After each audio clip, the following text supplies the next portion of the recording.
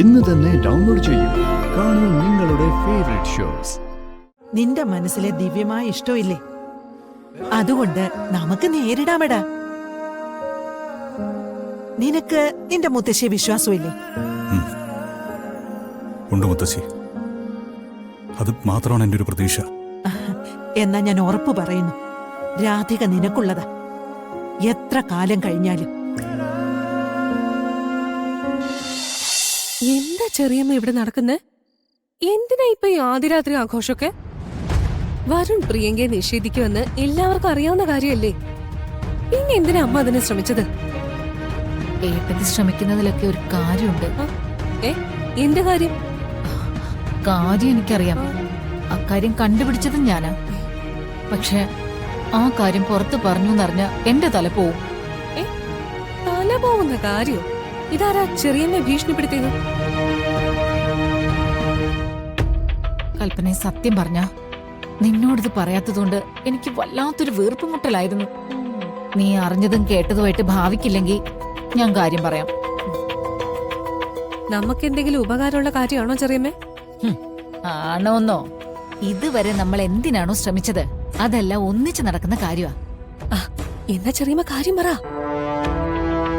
ആദ്യം നീ എന്നോട് സത്യം ചെയ്യും, ഇത് അറിഞ്ഞതായിട്ട് ഒരാളോട് പോലും ഭാവിക്കില്ലെന്ന്. ഓ ഇല്ല, ഞാനിത് അറിഞ്ഞതിന്റെ പേരിൽ ഒരു കുഴപ്പം ഉണ്ടാവില്ല. എന്നാ കേട്ടോ, ഈ വീട്ടിലൊരു അവിഹിത ബന്ധം നടക്കുന്നുണ്ട്. അതാര് തമ്മിലാണെന്നറിയോ? അത് നീ ഉദ്ദേശിക്കുന്നത് തന്നെയാ. വരുണും രാധികയും തമ്മില് ചില കുഴപ്പങ്ങളൊക്കെ ഉണ്ട്. 1-2 തവണയായി അത് ഞാൻ കൈയോട് പിടിക്കാൻ പിന്നാലെ നടന്നു. ഓരോ കാരണത്താൽ അത് നടന്നതുമില്ല.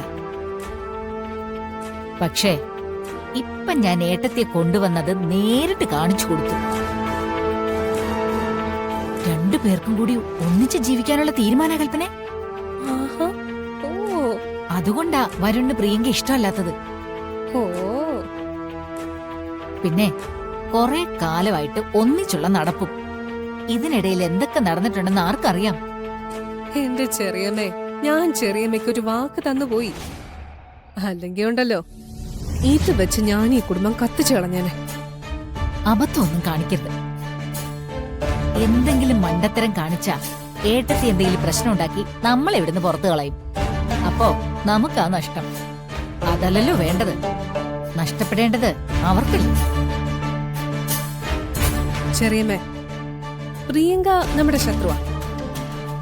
രാധികയോട് നമുക്കുള്ള ശത്രുത അതിൽ കൂടുതലും. അപ്പൊ പിന്നെ അവര് തമ്മിൽ തല്ലാനൊരു അവസരം ഉണ്ടായാ അത് കളയാൻ പാടുണ്ടോ? ചെറിയമ്മ നേരിട്ട് കണ്ടിട്ടുണ്ട്. അമ്മ നേരിൽ കണ്ട കാര്യം അതിനെ നേരിട്ട് അനുഭവിക്കേണ്ടത് പ്രിയങ്കയാ. വരുണും രാധികയും തമ്മിലുള്ള തെറ്റായ ബന്ധം പ്രിയങ്കയുടെ കണ്ണില് നമ്മൾ കാണിച്ചു കൊടുക്കും. എന്നിട്ടിപ്പോ ചേച്ചിയെ ജീവനെ പോലെ സ്നേഹിക്കുന്ന അവളോട് ചേച്ചിയെ കൊല്ലാൻ നമ്മൾ പറയും. എന്നിട്ട് അവള് കൊല്ലും. സംശയം എന്താ? കൊല്ലട്ടെ, ഒരുത്തി ചത്തുവും അടുത്തവള് ജയിലിലും ആകും. എങ്ങനെ നോക്കിയാലും നമുക്ക് ലാഭമാ. എങ്കി കൽപ്പന അതിനുള്ള മാർഗങ്ങൾ നോക്കിക്കോ. എത്രയും പെട്ടെന്ന് വേണം. ഏട്ടത്തി ഈ ചൂടില് നിൽക്കുമ്പോ തന്നെ എല്ലാം വെട്ടി ഒതുക്കണം. ഇനി അവള് സംസാരത്തിന്റെ കാര്യം പറഞ്ഞതിന്റെ മുമ്പിൽ വരട്ടെ. അവൾക്ക് ഞാൻ കൃത്യമായിട്ട് മനസ്സിലാക്കി കൊടുക്കാം കൽപ്പന എന്താണെന്ന്. നമ്മൾ ഒഴിച്ചാരും ഇവിടെ മനസ്സമാധാനത്തോടെ ജീവിക്കേണ്ട ചെറിയമ്മേ. അനുഭവിക്കട്ടെ, എല്ലാരും അനുഭവിക്കട്ടെ.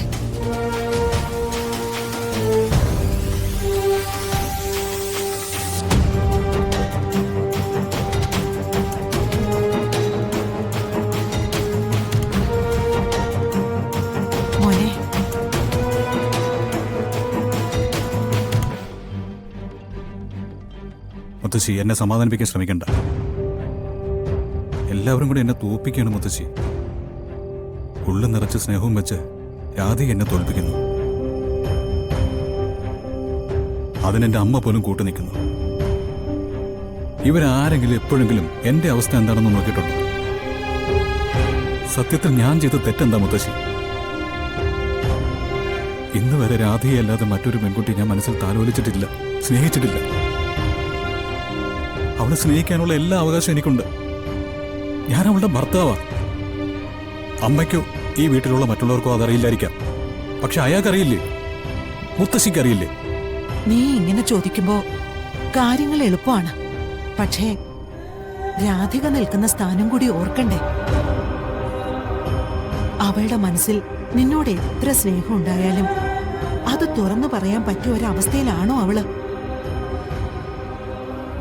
സ്വന്തം ജീവൻ തന്നെ എടുത്തു വളർത്തിയ അച്ഛനമ്മമാർക്ക് കൊടുക്കണമെന്ന് ആഗ്രഹിക്കുന്ന ഒരു പെൺകുട്ടി അവർക്ക് പിറന്ന മകളെ ദ്രോഹിക്കാൻ തയ്യാറാവോ?